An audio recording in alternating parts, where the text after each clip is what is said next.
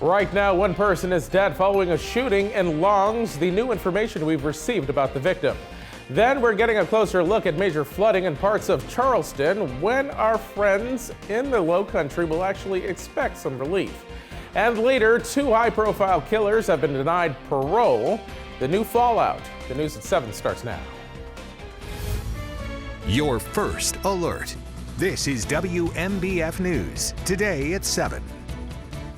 Good morning to you. I'm Eric Richards. We're live on TV and wherever you stream. Meteorologist Jace Passmore in the Weather Center with your exclusive first alert forecast and what you need to know before you head out the door this morning. And there's a little bit of precipitation out there. Good morning. Yeah, hey, good morning. Yeah, if you're headed out the door, probably within, I would say, the next 30 minutes to an hour, you may need a rain jacket or an umbrella. The rain is really light. And when we take a look at radar, not really everyone's seeing rain. This is mainly confined down to the Grand Strand, and really the heaviest and most widespread rainfall is staying offshore. Now, how long will this rain linger around? The best chances of rain today is going to be early in the morning where we're at now, but notice dropping off as we go towards the lunch hour, and then more rain chances start moving back in as we go towards the afternoon and evening. I know we have the Pelicans game tonight, one of their last home games. I think you're good to go. I definitely would not cancel any outdoor plans because not everyone's going to see rain.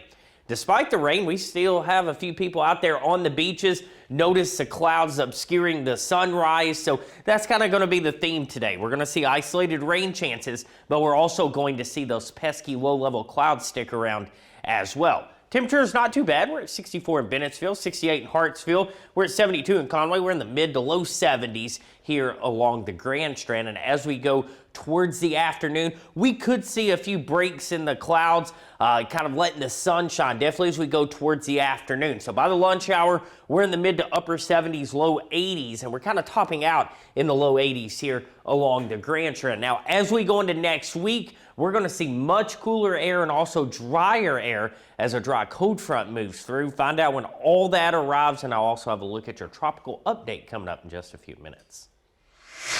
It's 7:02 and new this morning. Parts of Charleston saw heavy rain, thunder, and lightning yesterday. You can see right here that roads were closed due to flooding in areas like West Ashley, James Island, Johns Island, and North Charleston. They all were affected by this. And as Gray Media's Victoria Blair tells us, some say that this was the worst that they've seen in 3 decades. National Weather Service is now forecasting major coastal flooding. We're walking around, water's right up basically to our knees. It's insane. I felt like I was back home in Puerto Rico. Like, it was crazy. As heavy rain and flooding increases, many roads have closed throughout the Low Country. All drivers are encouraged to avoid driving through flooded areas. Water everywhere. We talked to a couple cops right down the road, and they shut down the street. Water levels went down throughout the day, but tonight's high tide is expected to rise water levels again. In my 35 years of life, this is the worst flooding I've ever seen. It's just unbelievable. A flood watch will remain for most of the Low Country until 2 a.m. on Sunday. And that flood watch has since expired. In your crime alert this morning, one person is dead following a shooting outside of a home in Longs. The Horry County Police Department says that they received the call about the shooting shortly before 4 Saturday morning in the 2400 block of Plantation Drive. When they arrived, they found the victim inside of a vehicle with multiple gunshot wounds. The coroner's office identifies that victim as 39-year-old Timothy Yates, who was pronounced dead at the scene. So far, no arrests have been made. Meanwhile, deputies in Robeson County have made multiple arrests and are searching for another after an undercover operation this week. 8 people have been arrested and charged. 44-year-old Stanley Cooper of Lumberton is wanted by investigators for similar drug-related charges. The Robeson County Sheriff's Office says the investigation was due to multiple complaints from residents and travelers along the I-95 corridor regarding illegal activity and issues with parking lots and businesses. We're told that the investigation is ongoing and more suspects will be publicly identified soon. We had multiple crashes Saturday night, the first in the PD on Creek Road near Timmonsville. Troopers say that the person driving a pickup truck actually overcorrected hit a ditch and a tree. That driver was pronounced dead at the scene.